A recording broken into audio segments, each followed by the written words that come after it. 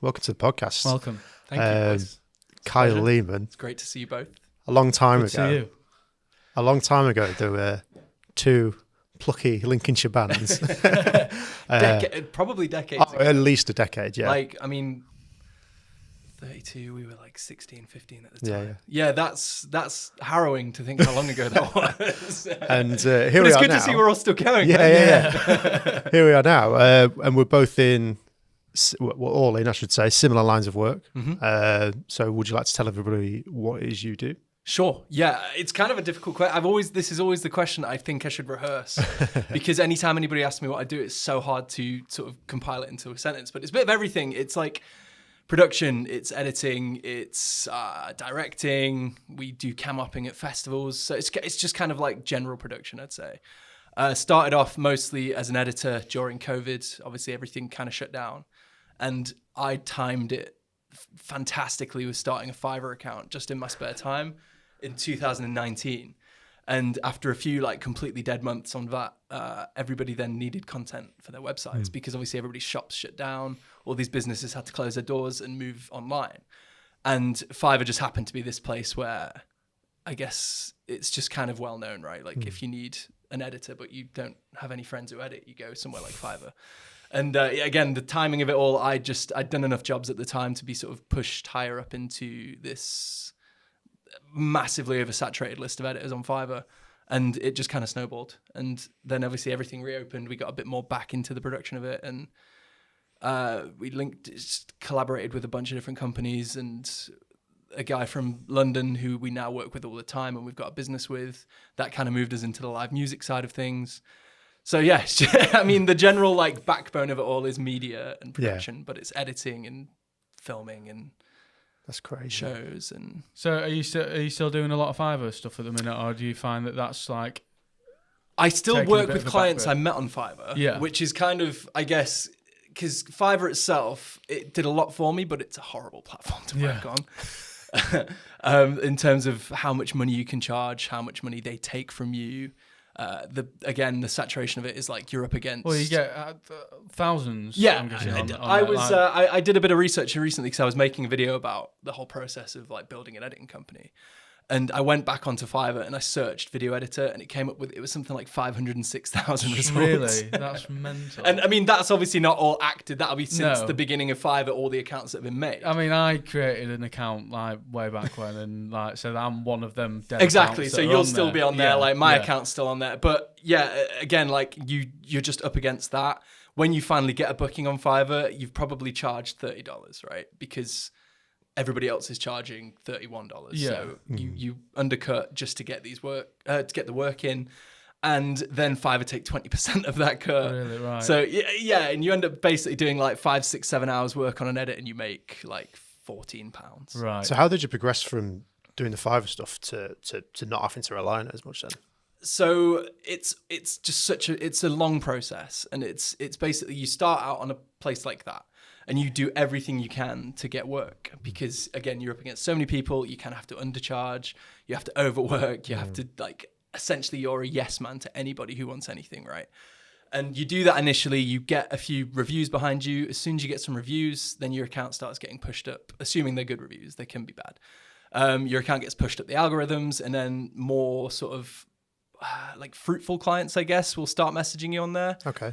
And my main one to begin with was a personal trainer from New York. He's a guy called Sam Leicht, and he's my longest ongoing client. He was one of my first Fiverr clients, and I still work with him now, on a 3 videos a week basis. Wow. Yeah, and that was upwards of 4 years ago now. And a YouTuber found me on there. And essentially, if you can build a rapport with the client, eventually they decide they don't want to pay the fees to Fiverr anymore. So maybe they'll message you on Instagram or on Gmail or something and say, hey, do you want to move away from Fiverr? And that's just kind of how we did it with Sam and with the YouTube clients. And I was working for a sauerkraut company in Cleveland. And it's just that, I mean, that is again, another benefit of Fiverr is the scope of work is endless. I'm guessing there's so many different people that come onto it. Yeah. I was editing happy birthday videos on Monday, and I was editing Amazon product videos on Tuesday, and personal trainer videos on Wednesday. And anyway, so like, yeah, you end up sort of moving away from there and you work sort of directly with invoicing, or like I've been put on payroll before with companies. Cool. And it just, at that point, you know, they're interested enough in you that they want to keep working with you. You're making more because you're paying less money to Fiverr. And then just sort of word of mouth, I guess, like the YouTubers I end up editing for tell their YouTube friends. So then you get messages asking if you want to edit for them. And it just kind of snowballs, and you just got to be as available as possible. And I mean, you guys know, like, there are so many people trying to do what we're doing, and everybody's generally pretty good at it. Yeah. Yeah. So to sort of make yourself be the person that they pay to do that job, you just kind of have to go above and beyond. And that's translated from Fiverr to being a full-time self-employed. Yeah. We're in a weird position at the minute. We're sort of in this in-between phase where people are starting to come to us because of our style and because they like what we do. And then there are still people that are just wanting a video doing. Yeah. That's very non-specific. But you're kind of like all over now. You're all over the country, especially with the music stuff, it seems. So like, how did that kind of start to begin? So the music stuff, funnily enough, we were doing that before COVID. Me and my friend Jay, who we now run, we've got like, again, 3 separate, but we'll go into more about that later. It's a bit of a weird setup that we've got at the moment. We're trying to work it all out a bit more. But me and my friend Jay, we both were interested in like Casey Neistat and in Peter McKinnon, like the video making side of YouTube. And we both bought nice cameras, and we were just like, oh, we kind of want to make music videos. Because again, we all came from musical backgrounds, right? Yeah. So you were in bands, we were in bands, Jay was in bands. So we bought a couple of cameras, and we had no idea what we were doing. We just sort of went on to like music groups on Facebook, and we were like, who wants a music video for 50 quid? And like watching those videos back now, it's embarrassing, right? Like they're terrible, and we'd never ever show them to people now, but that's just kind of how you have to get started. Well, you got to start somewhere. Of course you do, man. Like the first videos that we ever did, like I think, what was I doing with the colours on that one? Like, it's just completely mental. You mean your camera wasn't on auto the whole time? Because again, like I've got videos that are on YouTube now that are like, I filmed it completely on auto. I was editing in like the free version of Premiere at the time. Right. Like there's probably like watermarks that I've like tried to hide because I didn't want to pay for the software. And like lighting, like you kind of just think you get these cheap lights from Amazon that are like young now. Yeah. Do you know what I mean? It's like that, those like really strange brands that they're probably quite dangerous to even plug in. Yeah. But then like you think, oh, there's a light, so let's point this light at the band, and the band are lit. So now let's point this camera at them that's on full auto, and like you film them playing. Yeah. And you see music videos on Kerrang where the camera's like, so like you kind of point the camera at them, and you're just like, shake it so, dude. With no control to it at all. No. Absolutely not. Jay calls it flappy cam. And he always gets so mad if we watch a music video and there's flappy cam in it. But like 80% of our old videos are flappy cams. So. Right. But anyway, so yeah, again, like it's start now, get perfect later, right? Because you can do as much research as you want leading up to a shoot, and you want to be as good as possible. But if you don't just go out there and do it, you're never gonna go out and do it. No. True, yeah. And those early videos, as like cringe as they are to watch, that's like what I owe everything to at this point. Oh yeah, it's part of the learning process. Of course, like, you learn from your mistakes. You look back and think, I don't want to do it like that again. So you change it a little bit more for the next time, and then you just grow from that. So yeah, and like you reverse engineer things. So like we'll watch back. At the time, we probably liked these videos, and then like COVID hit, everything shut down. We stopped shooting music videos. And then everything reopens, and we're like, oh, let's go and do that again. And in that space of time, we'd got better. We'd learnt more techniques. We'd bought new gear. Jay specifically, he's like the DOP for all of our shoots. Like he's a magician with lighting and with like the post in color. I kind of do the editing and the directing, and like I'll maybe write the story for the video or something. But we build on it as we go. And then we collaborated with a guy called James Hughes. Jay ended up filling in on a shoot that he needed an extra camera on. And James ran a company called Girzzly. I think it was called something different. It's called like Girzzly Sounds at the time. Right. Yeah. So Jay did a shoot with him, really sort of ended up getting on with James. James was really happy with the work Jay did, and he ended up collaborating with James a lot more. Right. And then there was another shoot where they needed an extra cam, so I came in. Right. And it just kind of again grew from there. And we ended up forming Girzzly Media Productions because sounds was a little bit too niche. It was originally supposed to be like live sessions for bands and stuff, but he wanted it to be a bit of everything. So with Girzzly Media Productions, we now go out and we do like the cameras at festivals. Or, I've seen. Like we'll film. Seen what you get up to. You did Did you do Tom Yeah, Jones? it's Tom Jones. It's we sort of we got a contract with a company that do all the bands and like musicians that 40-year-old mums love. So like we did Westlife and we did. I still love Westlife. Oh, me too. I did. Bit of a tangent, right? So I was stood on we were filming it on Blackmagic Ursa's, right? With, like this insane broadcast system with like live switching and stuff. Yeah. So I was stood behind this like huge Blackmagic Ursa, like it looked pretty professional.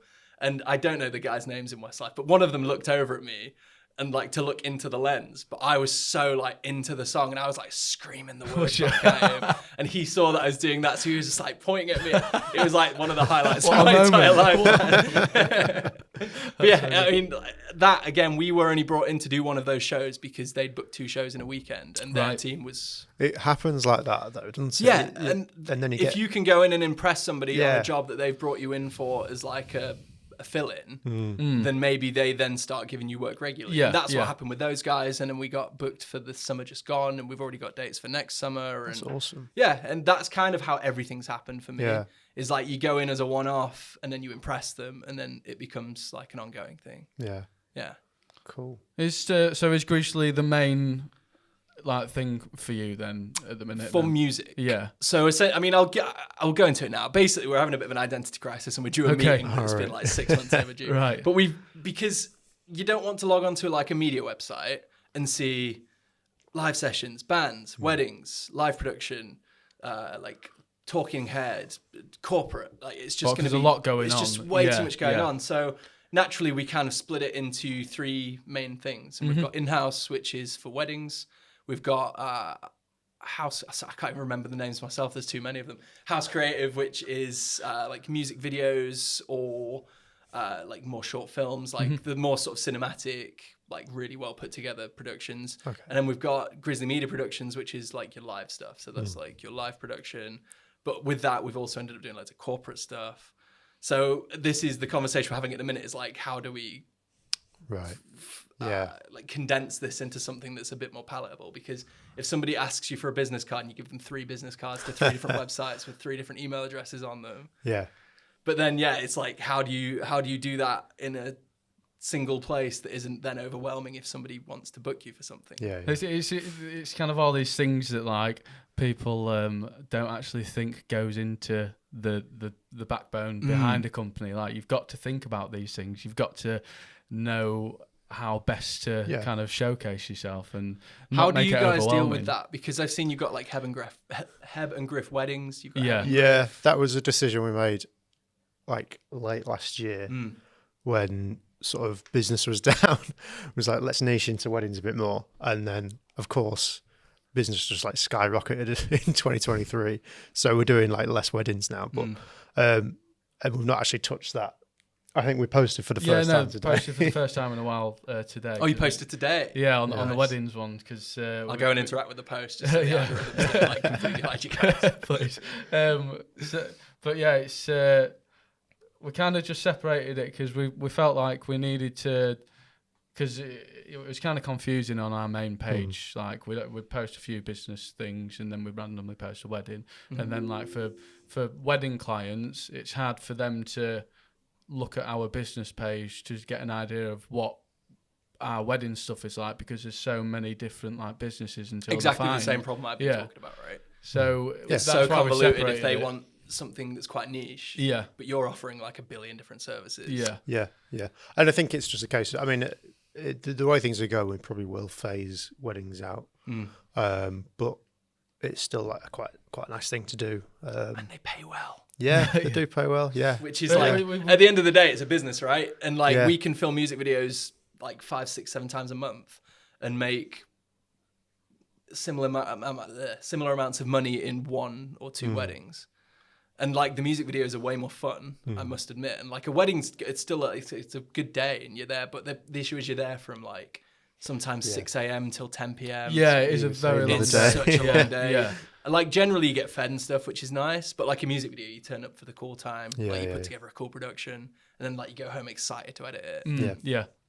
Yeah. With I I'm guessing with music videos, because I know from the experience of like with me in Years Young, and when we were paying for music videos, we were tight and we didn't want to pay a lot. Are you finding that with yeah, that's the downside of it. So do you have to do a lot to fill your pockets? That, or you take less bookings, right? And you focus on the ones that are actually quite willing to pay. Yeah. Because I'd love to be full time making music videos, but the reality of that is like people in bands just don't have budgets for it, especially at this level. Like maybe if you break through to like the bigger labels and you become one of their contacts, if like say a band's putting an album out and they need like 8 music videos, maybe you can cut a good deal and then you've got like the next 6 months of your life. Do you work with labels then? Small labels. Okay. We've not done work with many big labels. We've done a couple of bigger sort of live shoots, and we're currently in November. We've got our biggest live shoot to go. Cool. But again, for music videos, it's like it's so saturated, and to get to the point where, I mean, the bands that you'd love to be working with, like the 1975 and like Blink-182 and stuff like that, right? And the productions that they have are probably quite lucrative to the people who are putting videos together. Yeah. But when you're filming music videos for like BBC introducing bands, it's great and it's a lot of fun, and the bands we work with are all awesome, but there's just not as much money in it. The problem is, I bet, because most of the bands that you'll probably work with, they kind of need that video to help them get to the next level, like to showcase themselves. Yeah. So it's like they're not going to have the budget because they need to get to that next level. Exactly. So it's I understand. I bet it is quite a tricky kind of thing. And obviously we fully understand that as well. Yeah. And like in 2023 when petrol's like £1.61 a litre, like what 5 guys with full-time jobs and a lot of the time families and other commitments and partners, like how many of them have really got that much money to and the thing is you've been in bands before, so you understand. And that kind of leads me on to my next point. Why do you think like people, because I found a lot lately that like a lot of people in bands or that have been involved in music kind of get into this creative space. Like yourself, me, Heb, Luke's in this creative space. You've got Zach from True Heights. We've got Tom, who's in cover bands, and he's in this space. Like Jay and James, who I work with, in bands. Why do you think it is? Because I think a big part of that is the creativity, right? Yeah. Because when you're in a band, you get to be creative all the time, and like you meet up for regular band practices, and you're writing music, and you go into a studio, and you're making these things. Yeah. And I think a huge part of the human nature is to need to be creative, like as much as possible. And it's not for everybody, and that's why not everybody makes bands or like gets into music or whatever. But when you then sort of get past 18, 19, 20 to sort of your mid-20s, and then things start costing more. Yeah. And you need... And then you realise you're not going to make it as a band. You need money for your mortgage, and like you need to buy food for the fridge. And suddenly the band doesn't seem quite as important, I guess, or like as much of a priority as making money. And I think this industry is a good way to make money whilst being creative. Yeah. And it's obviously not exactly the same. Like making movies... If you're like making a movie that goes out, that's as creative as you can be, because then you're like making every part of that movie, and like you're writing it, and like you're working with the DOP, but like working for other people to build their visions is like just creative enough to be able to scratch the itch, I think, because you're making somebody else's creativity, right? Yeah, right, yeah. But I'd rather be doing that than I was working in pubs and bars for 10 years, being in a band. Yeah. Yeah. Because you need to be in a job that allows you to take like tours off and stuff. So like whilst that was a lot of fun, I'm quite happy to lose the trade-off of being like band creative, but being able to make a somewhat decent living being like creative enough. Do you know what I mean? Yeah. Yeah.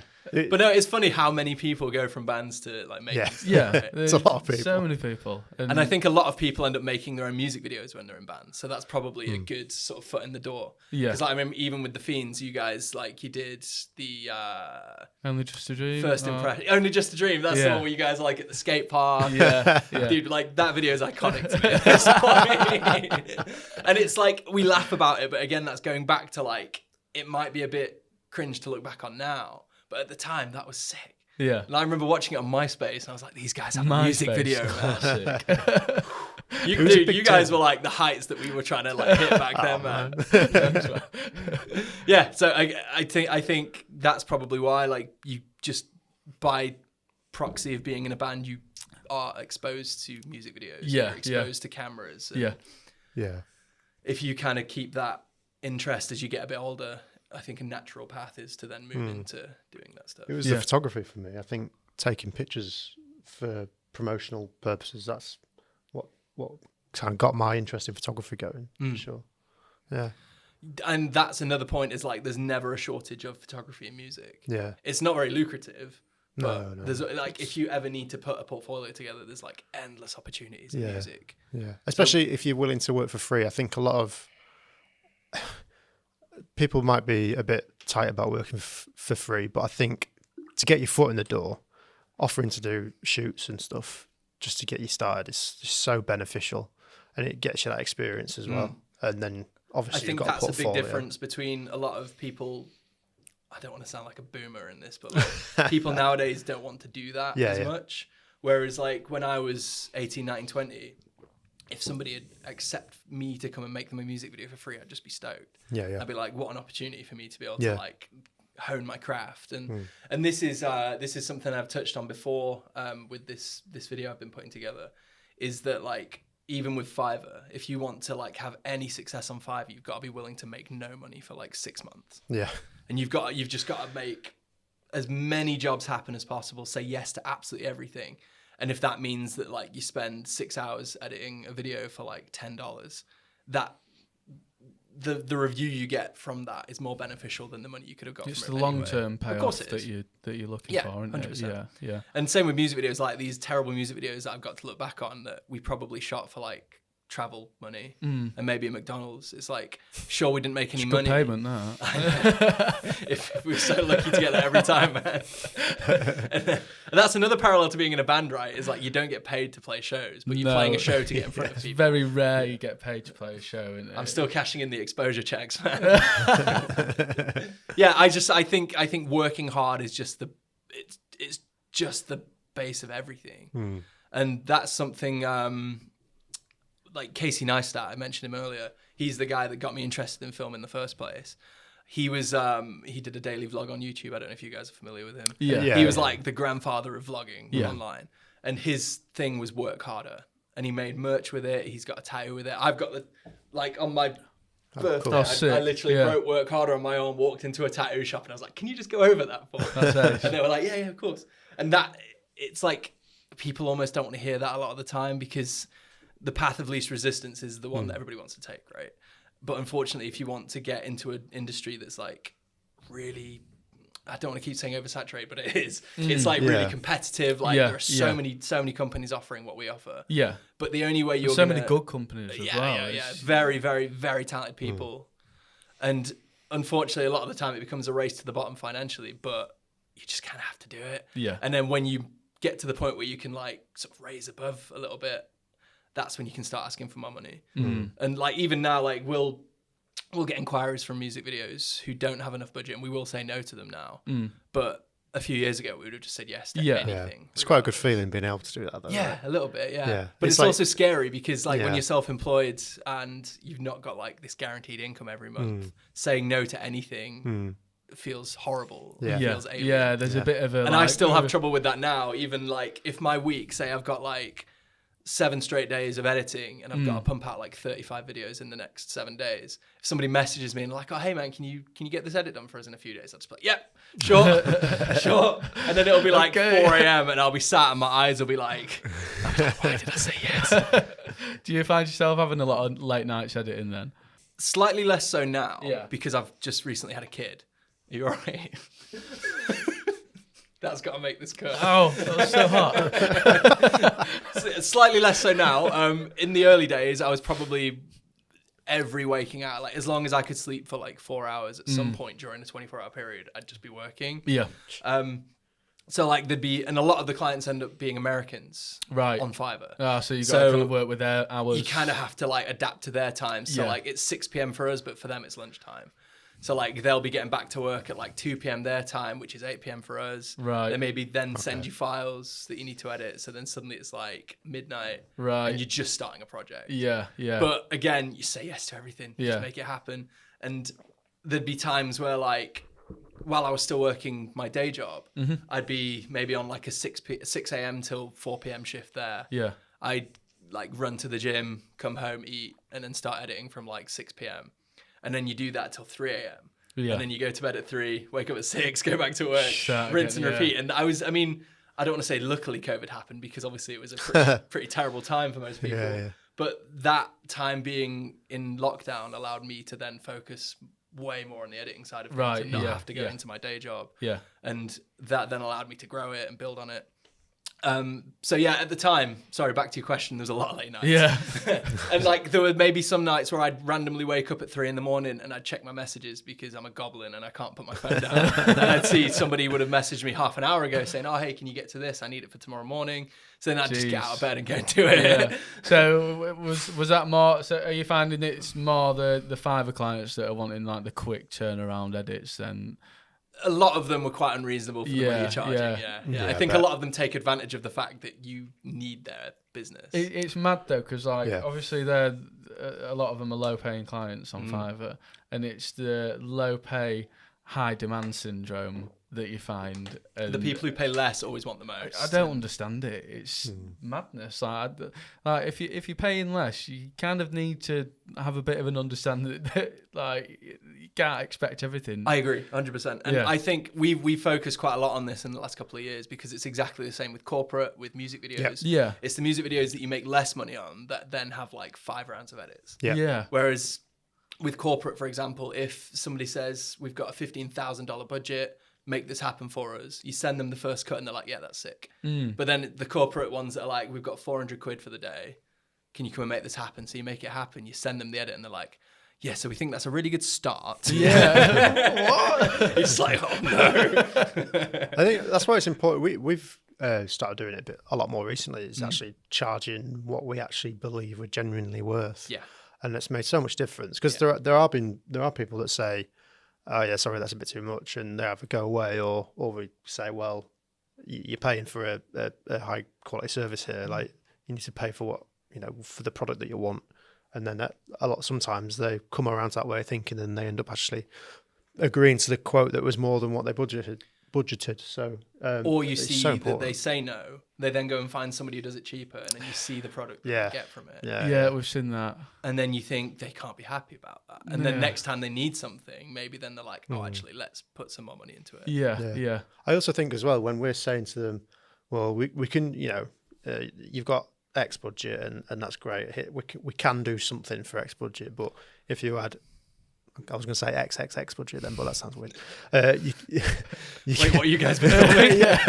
You can actually something I've edited on Fiverr. Really? Oh no way! Yeah. We've been approached about it, but we didn't get around to doing it. That was one of the things I said yes to. I'm still waiting for the next decision on that. We got approached for what is it? OnlyFans. Yeah. But nothing. Another lucrative business. Nothing's come from it. No, I'm sure someone came. Wow. Sorry, that went over my head for like 3 seconds. I don't know what you said. Anyway, we diverged a little bit.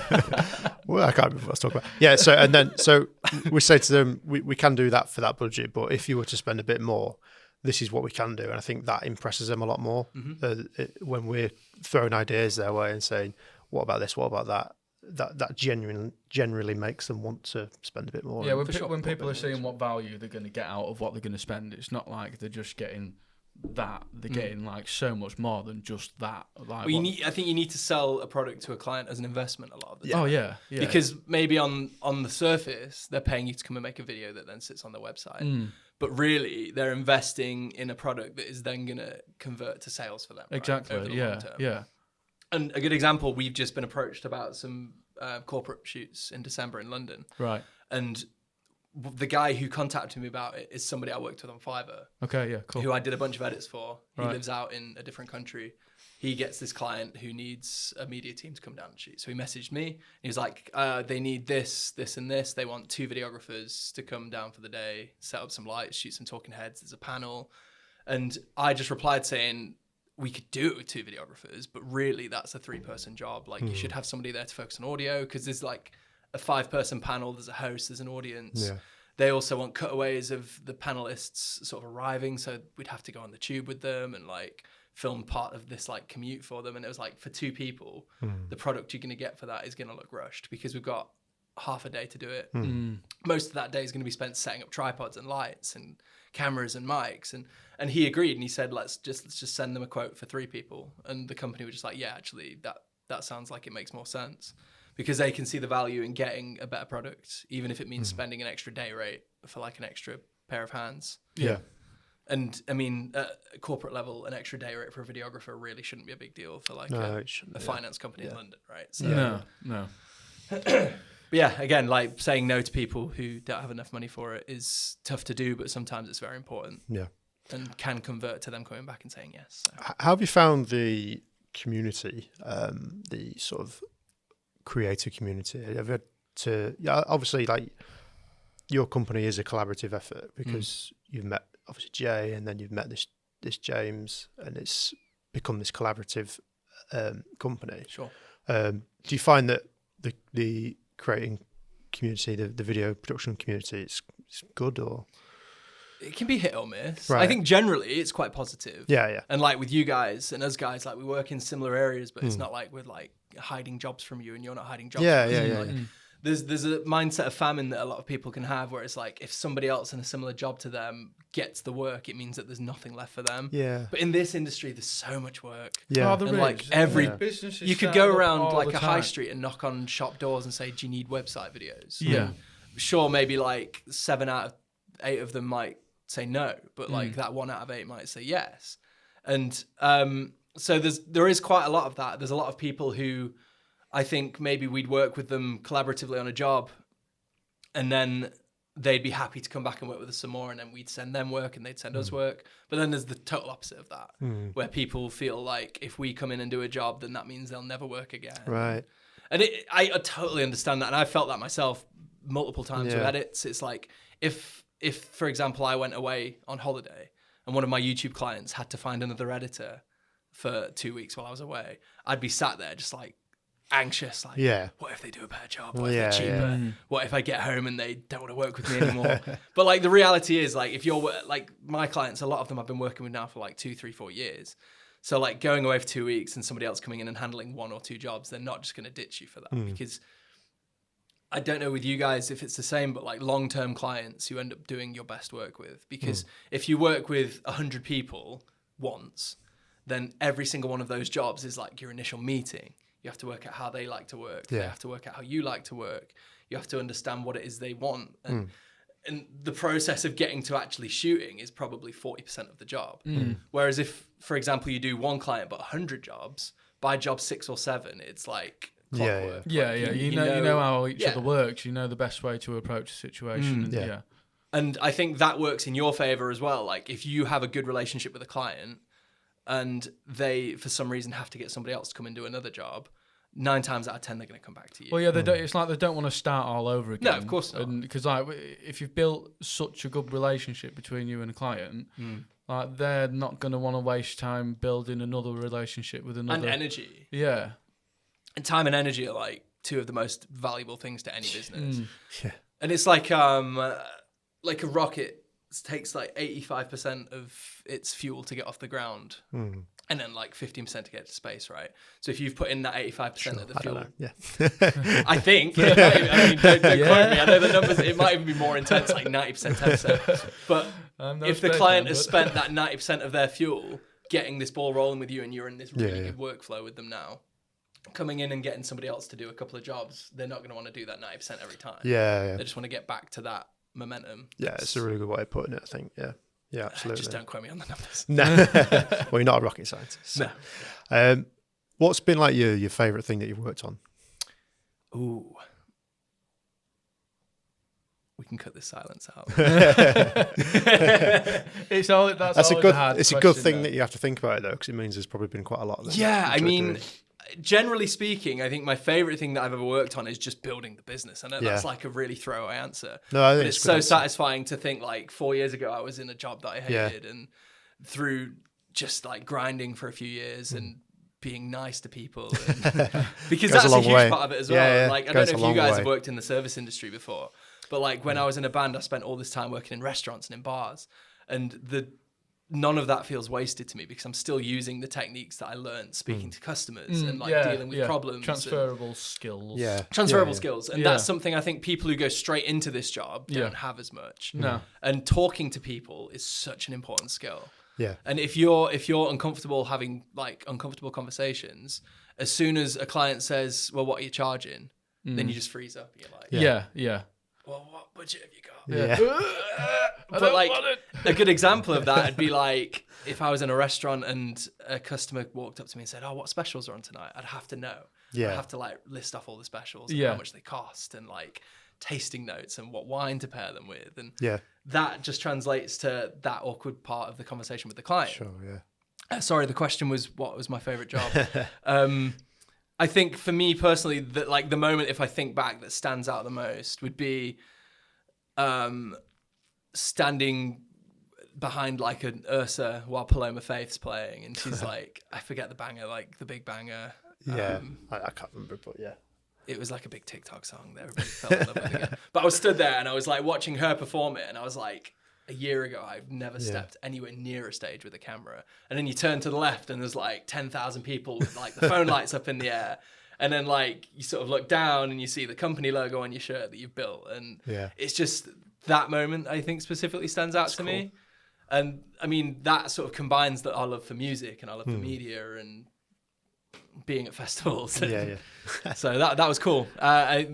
Like visuals, editing wise, one of my YouTube clients did an interview with Mark Zuckerberg, and it was like an exclusive. I think he was doing 3 interviews for this whole like run of the product they were releasing at the time, and she got an interview with him, and she shot the interview 9 a.m. their time in the States, which is like 3-4 p.m. for us. Right. She then transferred the footage to me, like the moment she'd finished filming it, and she needed that edit back for 6 p.m. her time. Oh, God. So like by the time I got the footage and got into the edit, it was probably like 1 a.m. And it wasn't a short interview. It was like an hour and 20 minutes condensed down to like, I think we ended up cutting it to like 20 minutes or something because it just had to be shorter. But getting that done within what's like 9 a.m. to 6 p.m. It's like 9 hours. Yeah. Like That's quick, from him joining the Zoom call to her uploading the interview in 9 hours, and also being sat editing footage of Mark Zuckerberg that nobody else has seen that was sent to me directly from his team. That's like crazy. that was crazy. Yeah. That was one of those moments where I was like, oh wow, this is actually my job. Yeah. Because like for a long time, if somebody asks what your job is, like you don't want to say, I'm a video editor, because like you don't feel like you've earned that. Right. Okay. Like the what's it freaking called? The imposter syndrome. Yeah. Right. Like when you get into it through Fiverr or as a hobby, suddenly like you're doing it as a job. Like there's a transition somewhere. It's like, oh, I actually am an editor. Yeah. I think that was probably the moment for me. Was when Yeah. I was editing footage of Mark Zuckerberg being interviewed by one of my YouTube clients who has like almost 1 million subscribers, and like collectively the videos that get uploaded there get millions of views, and suddenly it becomes very real. Didn't you do a video for, was it Mercedes? Yeah. Oh, yeah. That was. Do you know what? I totally like you say. It's good when you can't think of the best moment because there have been so many good. Did you actually go and shoot that as well? Yeah. Yeah. So I wasn't filming the advert. I was filming for Sarah, who's one of my YouTube clients. Okay. She was in the advert. She's like a character in the ad. Right. And it was out in Portugal. Yeah. And she basically wanted to make a vlog for YouTube and film all the BTS. And so I went and filmed that for her. That's ace. It was so good. Yeah. Like you find it's again one of those moments where like suddenly you sort of sober up and you're like stood at this villa in Portugal with like this production team that worked on Lord of the Rings. And there's like a Mercedes car in front of you that hasn't been seen by anybody else other than the people who are currently stood in front of it. And like they're putting stickers over your phone cameras because of all the secrecy that's happening. And that's great. Yeah, it's crazy because I really wanted to vlog it myself, but like I was the only person in that set that was allowed to have a camera that wasn't directly involved with shooting film. Yeah. And it had what's her face from Riverdale in it. Madeline. Something. I'm so out of touch with my culture. But yeah, she's in it. The guy, he's called, I'm blanking now. This is something I should have That's right. written down. The guy who does, I don't know if you've seen it, he does all the red carpet videos and he's got the robots. Oh, and yeah. I know. And Ariana Grande walking up like, strike a pose, and the camera moves in towards you. Long hair. He was the guy who was working with Sarah. So like I was working with him and Sarah, and like you just suddenly find yourself in this space where like this guy like who's probably in the contact list of Ariana Grande and like That's mad. Brad Pitt, and like he's worked with like the most insane, most famous people on the planet, and he's just stood next to me and I'm filming him describing his day. Crazy. That's one of those moments where like if you told yourself that was going to happen like in like 5-10 years ago or whatever, you'd have probably been like, I think it's important. Like moving the goalposts is something that I'm like a huge proponent for. I don't know if I'm using the right word there. Yeah, that's right. But like you say, if even editing full time 5 years ago, if you told me I was going to be a full time editor, I'd be like, I've made it. Like, that's it. That's all I've ever wanted. And then you get there and you're like, well, what can we do next? And then you say, oh, you're going to be in Thailand for 9 days filming a music video. And you're like, I've made it. But then like you get home from Thailand, you're like, right, what do we do next? And then you go to Portugal to film for Mercedes. And like every one of those things is the best thing ever. But then you have to keep going. Like, I think as soon as you settle and like you're satisfied with what you've got it's no good settling, is it? Because you're not challenging yourself, you're not pushing yourself even further, and I think that's how anyone will improve, by not settling and getting out of the comfort zone constantly. And I will say, I do think people who do settle, that's fine. I think for a lot of people, settling's good. Like you get to a point where you're comfortable, like you're making enough money to live and like do things you enjoy and like you're supporting your family. I think if you're ready to settle, then like more power to you. I sometimes wish I could. But like my brain's got something wrong with it, I think, where like there's always something else to be aiming for. Which is great in terms of like building and like progressing, but also it's like you're never satisfied. Which I think can be a negative. Yeah, I guess so. It like works in your favor, but also like you're always thinking about the next thing, and like very rarely are you enjoying the moment that you're currently in and celebrating that you've done something that you're proud of. Because you're so intent on moving on to the next thing. Which is like at a certain point, what can the next thing be? Like, how do you beat going to Portugal to film for Mercedes and like a big YouTuber and What is the end goal for you? Like, where would you say is like the I'm trying to think of the question. Like, what would be a dream job, I suppose? I'd love to direct like a proper movie. Yeah. Because like I started dabbling with directing in music videos because we started working with a lot more narrative stuff. Because if somebody approaches us with a video, very rarely do we ever just do a performance video now. Like there'll always be a cool story element, or the whole video will be a narrative as opposed to performance. And back to what we were saying before, a band at our level probably don't have. Sorry, I'm just going to burp. Can we just come back into this? Okay. Please cut that. Is that it? No, it's staying in. I'm not sitting through cutting all these little bits out. Okay, that can stay. Sure. So the bands we're working with, a lot of the time, they don't have money to pay for extras. Yeah. So their extras end up being friends and family and people they know. And maybe actors, but they're in university for acting. So like you can do everything to make a set look good. You can light it. You can use nice cameras and lenses. You can, do you know what I mean, have a cool story. But without direction, 9 times out of 10, somebody who's never acted before gets on camera and they're just like... So that's something I've fallen more into the role of on our shoots, is directing and getting people loosened up. And like we shot a video 3 weeks ago and there was like 13 extras. One of them, luckily, was an actor who does stage performances and he was unbelievable. He's like the backbone of the video.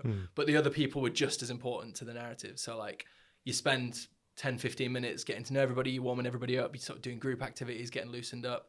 And you have to kind of be as embarrassing for yourself as possible because if you're really embarrassing, none of them are going to feel weird about being embarrassed. Because if somebody goes on camera for the first time, you're never going to get even 80% out of them. You're going to get like 50% out of them. So to be able to get that 50 up to, I mean, you're never going to get 100% out of somebody who's not an actor, but you can get 70 to 85% out of them. And that's definitely passable, depending on how you film it and how you light it. That's a really good... So back to the question, I'd love to direct a movie that's like theatrical released movie. I think it's quite a natural thing because a lot of, like you say, a lot of music videos are narrative led, and you do find a lot of music video directors go on to make films. So yeah, could definitely see that as a natural progression for sure. Are you guys familiar with YouTube at all? Like, do you watch much YouTube? A bit. Yeah. So a guy that I watched when I was a lot younger on YouTube is a guy called Markiplier. Oh yeah. And he just started out doing like Let's Plays on YouTube.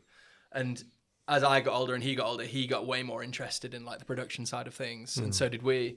And recently he's just made his first full movie. Oh, cool. And he's like, but like an actual legitimate movie. It's called Iron Lung, which is a game he played. And he collaborated with the guy that made the game. And he's turned it into a movie that's coming out in theaters in America. Oh, that's and sick. like a proper like full budget, like full production movie. And they put the trailer out for it the other day and it looks absolutely insane. I think they shot it on... I've shot it on Alexa Red, and like the lenses because he's also got a podcast where he talks about it, and he's talking about these lenses with so much passion and interest, and like for the average listener it's probably quite boring and dull to listen to, but it's so cool for me to like this guy that I watched as a kid who grew up into this sort of industry. I can now listen to him talk about the things that I'm interested in. But I think that's a really good example of it. Is like somebody who came up in a similar job. It's not exactly the same, but it's still creative and it's still editing and it's still putting out videos to YouTube and stuff. He took all the sort of success he had in that and put it into actually building a legitimate film company and making like full production movies. That's cool. Yeah, I think that's something I'd love to do, given the opportunity. Yeah.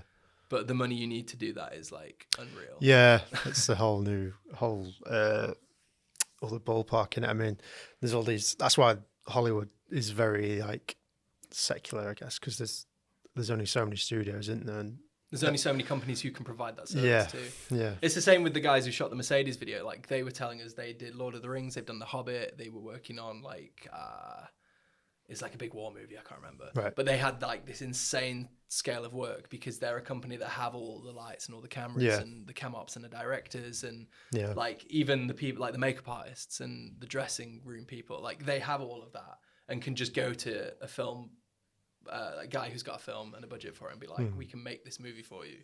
Not many people can do that. Yeah. So it's tough and it's all scale and it's levels and it's like even with music videos, like the level we're at now, we never have budgets for like more than the sort of standard crew who come out. But if you look at Neck Deep, for example, they just put out a music video. If you look at their credit list, it's like 50 people long. Like a music video for like a 3.5 minute pop punk song, and they've got catering, they've got makeup artists, they've got set design, they've got obviously multiple cam ops, directors photography, editors, and it's like the money you need to do that is the next level. That's the level we're aiming for next. It's like we can do as many of these sort of like smaller budget music videos, and they are great, and I'm very thankful that people come to us for them. And I'm very I have a lot of gratitude to the people who still trust us to make the videos, but I'd love to be working on the bigger stuff. Yeah, that'd be ace. That'd be so cool. Yeah. Because you have to wear so many hats on the smaller shoots. And I'm sure you guys probably find the same. Even corporate shoots. Like you're a cam up, you're a director, you're a lighting assistant. And really you should be focusing on one of those things. Yeah. Yeah, we did a narrative shoot the other week and I was the director and audio sounds. Oh, so you're boom operator and you're directing at the same time. Yeah. It's a bit awkward, but because I can't hear myself as well. Yeah, you got to make it work. I've got sound cancelling headphones on, but the microphone's over there, so I can't hear myself talk. So I have to like take all that off. That's so funny. One thing that we ask all our guests is just at the end of the podcast is just to give us the advice that you would give your younger self. Oh, work harder. Literally. Like it boils down to that, man. I think now I'm a bit older and I've got a family, it's like a little bit tougher because I've got to allocate time to, I don't say I've got to, like I don't want to. I want to allocate time to like be with my kid and be with my partner and like go and do things and make memories. But like at the same time, when they go to bed, it's like back to the grind. Like you're just straight back to it. And I think there was a lot of times when I was younger, and I'm sure a lot of other people were the same, like you're a teenage boy, you don't want to be getting up early and going to bed late because you've been working. I'd just be like, just work a bit harder. Because the opportunities, as soon as you do start working harder and as soon as you start committing to things, the opportunities happen very quickly. Yeah. And then things can grow exponentially. And like before you know it, you've built a company. Cool. Last thing, tell people where they can find you. If you need an editor, you can find me on Instagram. I think, can I check? Yeah. I actually don't know. We change it all the time. My Instagram handle is Kyle Leeman _HC. which means Haus Creative, not hardcore. Okay. Because it sounds more like Hardcore. Leeman hardcore. And before, because I operate as an editor under Detached Media. So Okay. before, my name was Kyle Leeman DM. And that sounds like a scam bot page because check your DMs. So we went with page C. Yeah, find me on Instagram. You can email me at kyle@GirzzlyMediaProductions.com. You can email me at kyle@detachedmedia.com. Again, this is the issue we need to fix. We've just got way too many ways to get in contact. Yeah, pretty easy. Awesome. Just search Kyle Leeman anywhere. Well, thanks for coming on, Cal. Yeah, thanks. I Kyle. appreciate you guys asking me. It's been a lot of fun. It's so good to see you boys thriving. Yeah, and yeah, you See too. you, man. You too. going yeah. from, do you know what I mean? Going from the starting phase to having your own office space and a podcast studio and like a full-time legitimate business. I'm so jealous of the space. Yeah. Welcome. Been a anytime. pleasure, guys. Yeah, Yeah, thank yeah. you. Cheers, dude.